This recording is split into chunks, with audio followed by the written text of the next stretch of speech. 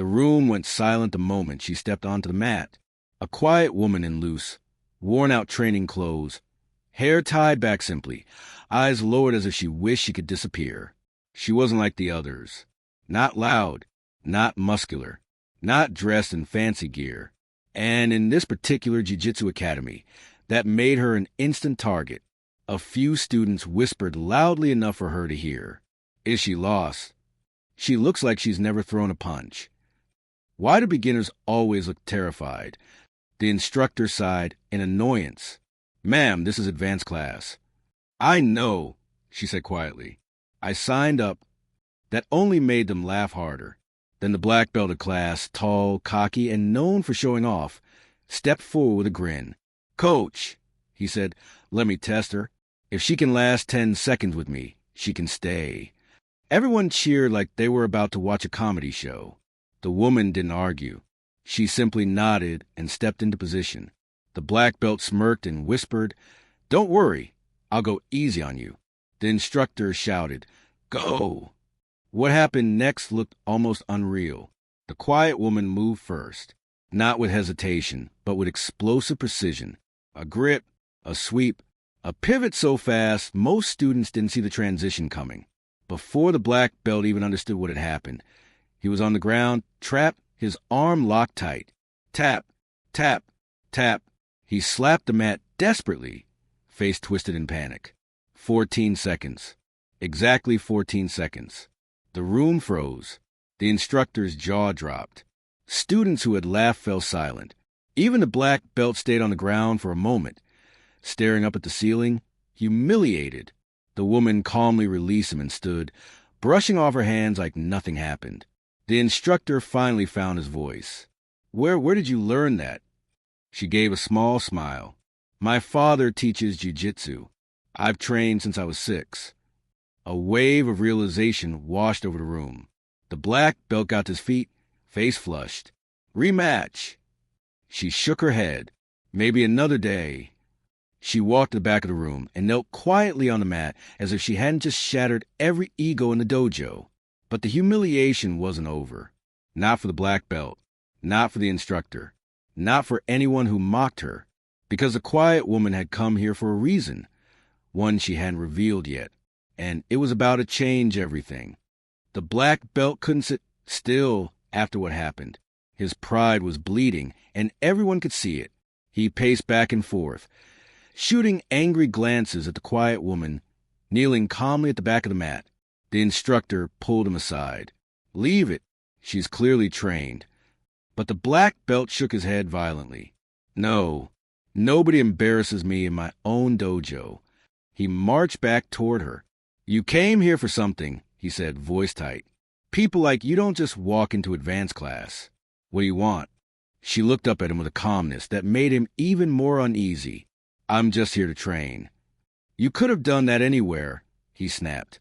So why here? She lowered her gaze. Because this is where my father used to teach. The entire room shifted. The instructor's face drained of color. Your father? She nodded. A murmur rippled through the room. Everyone knew the name of the legendary instructor who used to run this dojo decades ago. A man respected nationwide. A man whose students often whispered about him like he was a ghost from a better era. He taught here before he passed away, she said quietly. I came today because this was his mat. The room fell completely silent. Even the cocky black belt didn't know where to look. The instructor swallowed. Why didn't you tell us? She shrugged. I didn't think it mattered. Respect shouldn't depend on who someone is, or who they know. Those words hit the room harder than her submission move. But the black belt wasn't done. His pride still screamed at him. So what now? He asked. You going to take over the dojo or something? She looked at him, expression unreadable. No, I'm here to check something. What? He challenged. She stood slowly, stepping to the center of the mat. My father always told me this dojo was built on discipline, honor, respect. Her eyes scanned the room. But when I walked in today, that's not what I saw. The students shifted uncomfortably. The instructor took a step forward. We've lost our way a bit. A bit, she repeated. Mocking beginners? Testing them publicly? Using strength instead of technique. She glanced at the black belt, who looked away. This isn't jiu-jitsu. This is ego. The instructor lowered his head. She continued, I came today to see if my father's legacy survived. Her voice softened. But I think it needs help. The instructor's eyes widened. Help from you? She didn't answer. She simply walked to the wall, taking down an old, framed photo, her father standing proudly with students. She turned it around. Written on the back was her father's handwriting. Skills fade. Character does not. She set the photo down gently. I'm staying, she said at last. Not for a day. Not for a week. I'm training here. Every session. And if anyone wants to prove themselves. Her gaze landed on the black belt, who stiffened. They'll have to earn respect the way my father taught. Through discipline. Through humility. Through heart. The black belt swallowed hard. Some students nodded. One even whispered, we need this. But the black belt stepped forward, expression tense.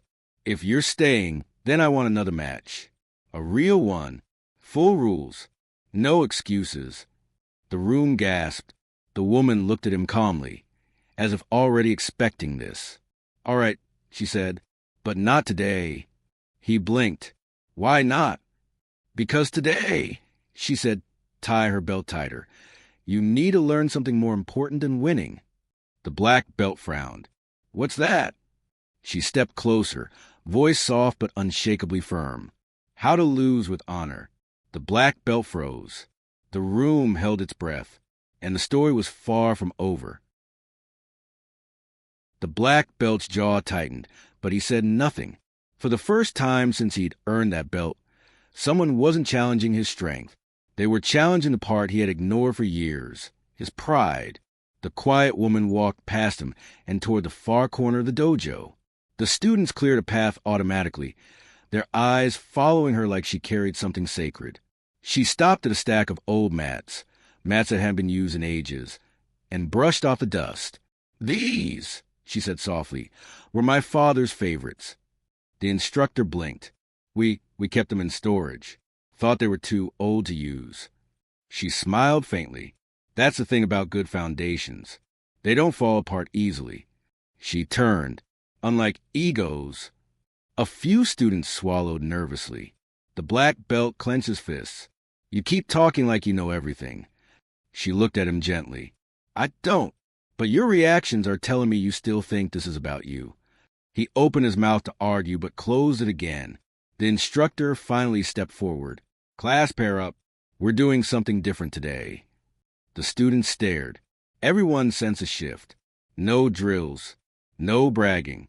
No competitions. The instructor continued. We're doing humility training. Controlled roles. No striking. No strength. He nodded at the quiet woman. Our guest will demonstrate. She shook her head. No, he will. Every eye snapped to the black belt. He stiffened. Me? You said you wanted to learn something, she replied. Start here. He hesitated, but the instructor motioned toward the center of the mat. Go on. The black belt stepped forward, kneeling. The quiet woman sat opposite him, legs crossed, posture calm. Close your eyes, she instructed. He frowned. Why?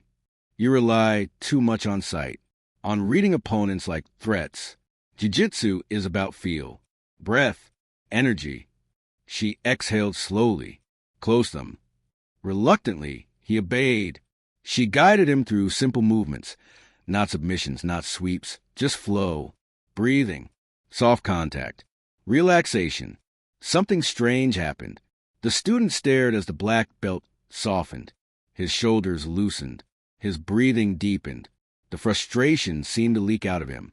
After a minute, she said, Open your eyes.